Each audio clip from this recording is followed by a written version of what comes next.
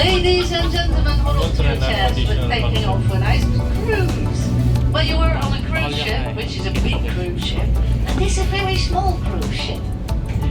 But what is nice about a very small cruise ship? We did the walking tour through the center. Oh, I had forgotten to present myself because there are people on board who haven't seen me yet. Hello, I'm Emily. Hey, I'm the guide of the other group, and I'm the one who's doing the boat tour. So, hello. Now, welcome on board. If anybody needs the bathroom, please look to the back. You will see a small white door. If you go down the stairs at the end of the hall, the third to the left, you will find the toilet. Okay, that's good. Of course, there's no hallway down there. Okay, ladies and gentlemen, now I'll present another person. He's sitting next to me, and he's the one who's actually working at the moment. It's Dennis. Say hello. A bit louder, please. Dennis, yeah! Yeah, we have to keep him as a good friend because he's the one who's driving us safely through the canals, which is not an easy task, is it? Can you put the boat between the two pillars? Okay, good, thank you. That's okay, he can do this with his eyes closed. He's been doing this for 20 years now. 20 years? When did you start? 14 years, okay, good. 14 years. Okay, we're driving through the Herengracht. Now, if you want to check where that is, there's a map on your table, but please don't stare at the table too long, because the nicest thing are to see outside. Here on the right side, very interesting, look, that used to be a house for a family, and now it's a proeflokaal. Now, what's a proeflokaal? If you like strong liquor, you can check it. Oh, a small remark about the boat. Just listen. What do you hear? Not much, huh? It's an electric boat. Now all the boats in Amsterdam need to be electric, converted to electric, within 3 years. So this boat is already done.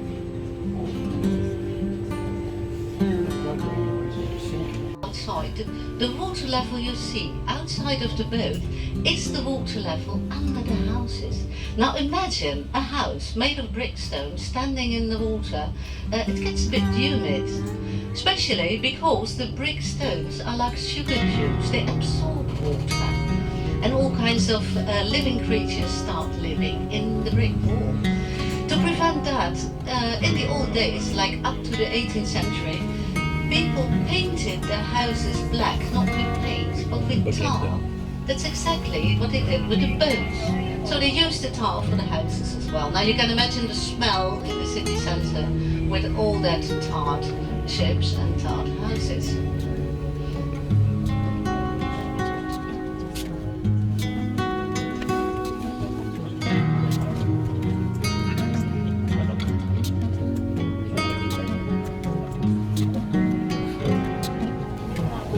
Okay, interesting sight on the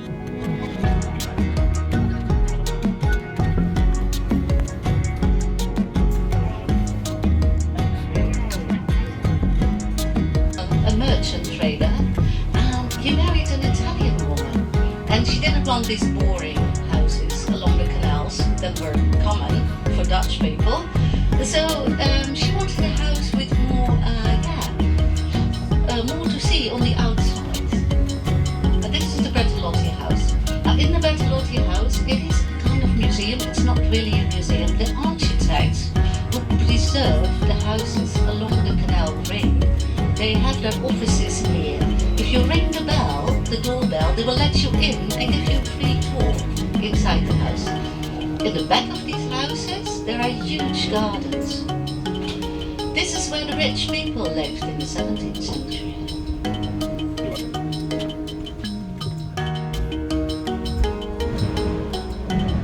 Okay, hold on to your chairs and then go to the bathroom. We're going to make a turn.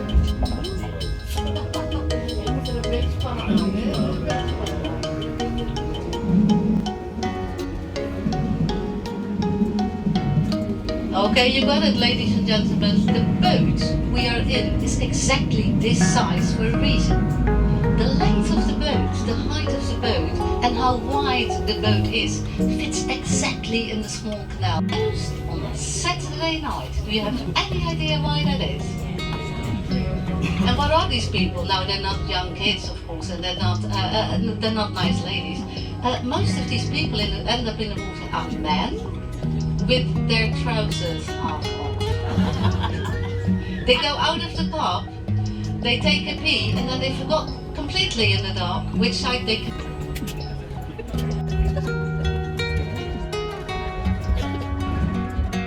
We are here now on the Prinsengracht.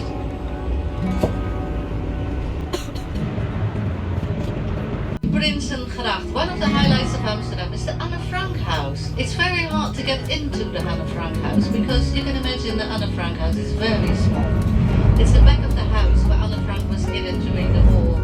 So to visit the Anne Frank house, they only let 5 people in at the time in the room where Anne Frank lived. Here on the side you will see the entrance of the Anne Frank house, and up to the corner it's the Anne Frank Museum.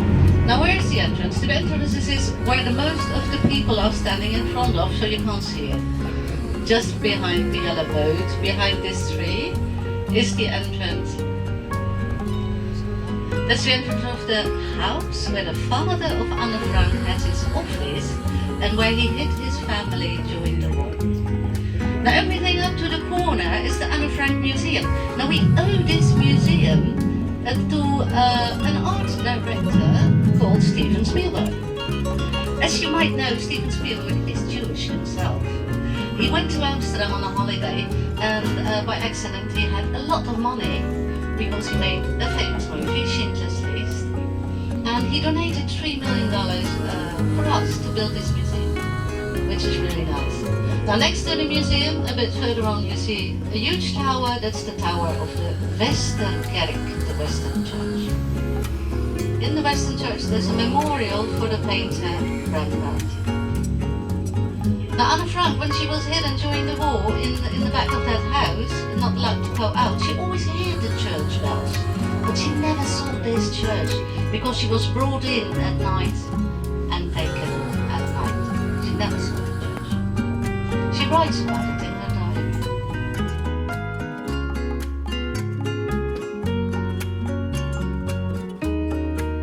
Restoration is that you can't see the tower.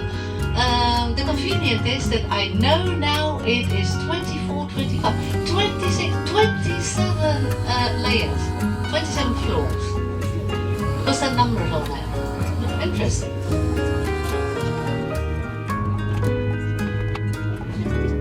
So that's what they do. They take a pee along the canal, which is very nice. And they think nobody see them really, but they do. Not that deep, huh?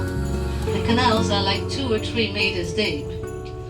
So if you go fast with a big ship, the people on the water too much, and it will damage the quaysides. So prevent the quaysides from damaging, we go slow, which is nice.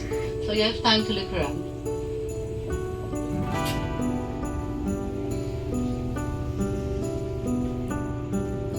For example, to transport wood, and then he built himself a house on the transport.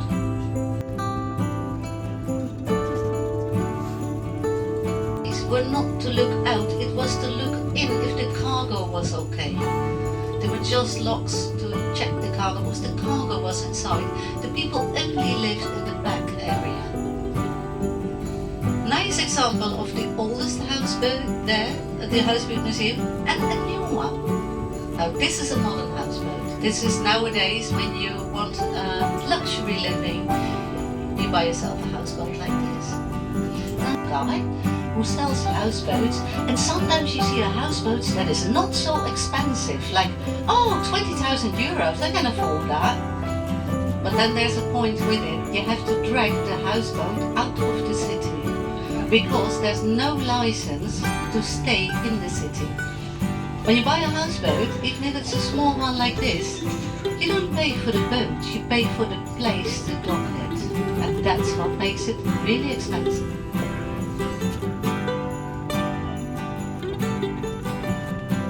People on the left side, very interesting to see there. What happens a lot, this used to be the old library along the Prinsengracht. Now it's a hotel. It's a very modern, nice hotel. The owner bought a range of houses on this side of the canal and a range of houses on the other side, connected it, and now it's a very nice hotel. You see a flag outside. I already pointed it out. This is the flag of Amsterdam. At the foundation of the city, they had to come up with a flag to make it legal, and they figured out a red flag because Amsterdam at that time was the Free Republic of Amsterdam. The black stripe is the river Amstel, and the three white crosses are the three families who founded the city.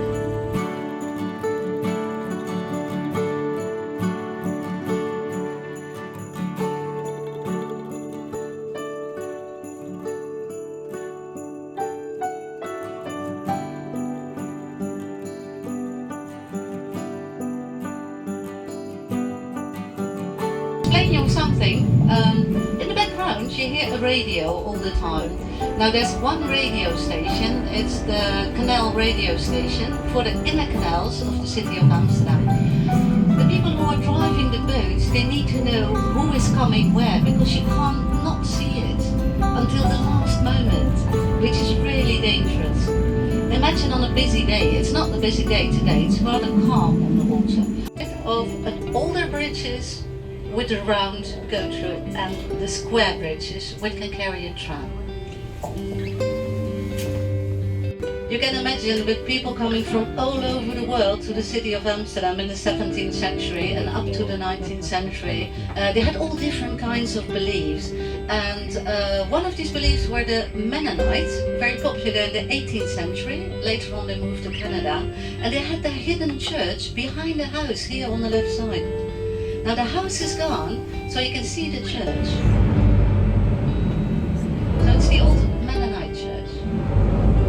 In the background you see the towers of the Catholic church, but that was built 100 years later.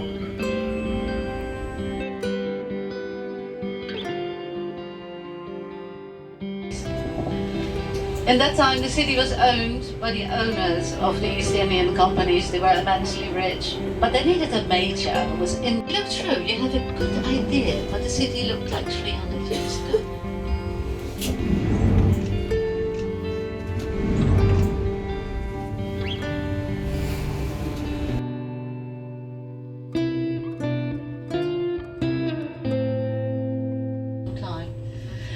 And now somebody afforded himself to live there. Really nice. It's what we call a duo family house because, and I want your special attention for the trees along the canals. All the trees you see are one special kind. This is a kind of tree we discovered that can flourish and thrive in the middle of a center. Imagine a tree like that. Look at the tree. How much soil does a tree have here?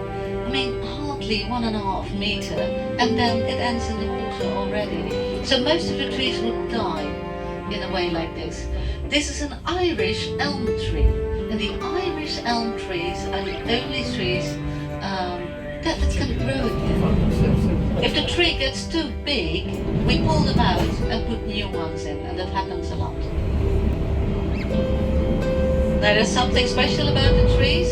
They flourish all at the same time because the river. Now remind yourself that all the water in all Amsterdam comes from the river Amstel in all the canals. This is the only natural waterway. At the same time the Amstel gives Amsterdam its name. The first name of Amsterdam, Amstel in the Dam, means a down on the Amstel.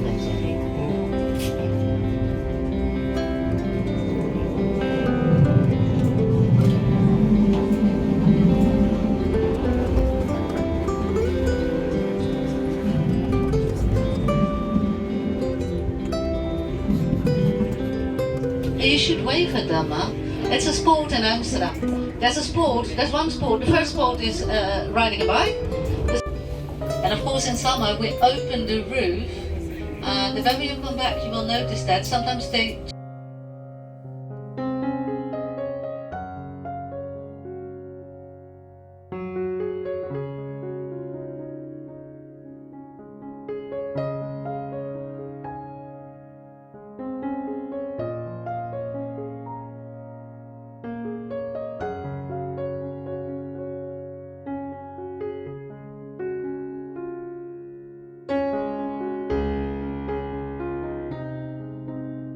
like that and not put them straight, because then they will crumble completely. And I've been told by the owner of the Irish pub, Mulligan's, who's in one of these houses, this has nothing to do with the Irish pub. The convenience in the Irish pub is that if you don't walk out straight, it's not a problem. It's a problem of the house. It's not the beer. Oh, smoke boat on the left side. Smoke boat, smoke boat. Nobody wants to be behind the smoke boat. Why not? Have a good sniff. You will smell it. Everybody's smoking on that boat, and they're not smoking tobacco. So if the captain is behind the smoke boat, we get as fast as possible past that boat, because if he gets it, something weird might happen.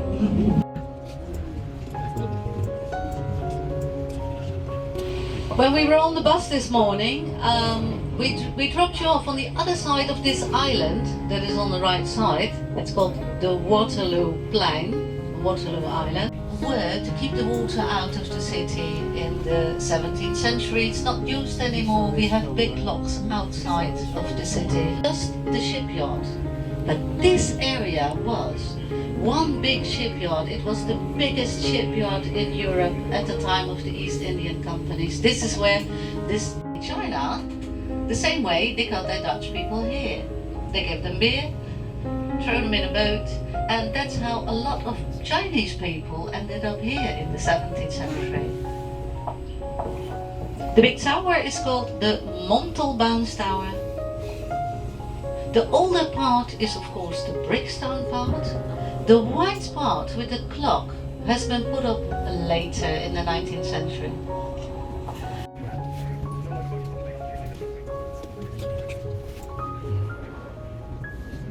Ladies and gentlemen, please have a look around, because we're still in the 17th century here on the right side.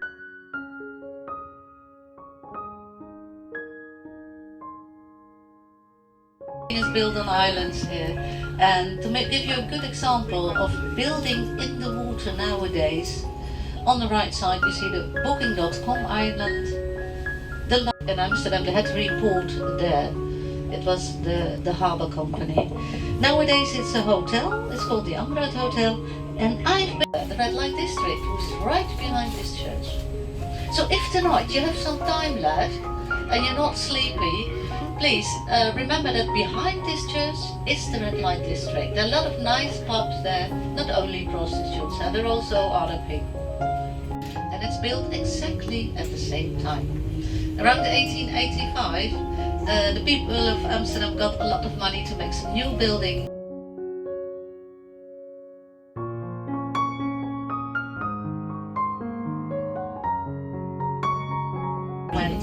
The building on the left side, the big white building, is called the Eye.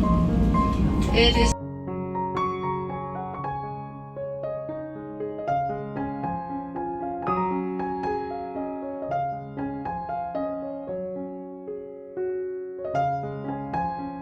what is new is that people live on it. We made a lot of new houses on islands that are in kind of a half a circle around the old harbour. The old